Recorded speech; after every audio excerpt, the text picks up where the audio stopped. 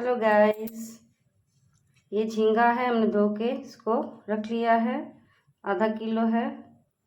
और ये लाल मिर्ची है, एक कलर वाली मिर्ची है, नमक है, नींबू है।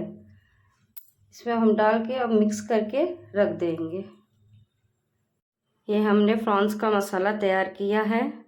अब इसे नमक, अदरक लहसुन का पेस्ट, कड़ी पत्ता, धनिया पाउडर, तीखी लाल मिर्ची, हल्दी, मसाला, 3 कटी हुई मिर्ची, टमाटर 4 और धनिया, प्याज 3 कटा हुआ, और पूरा अब डालेंगे।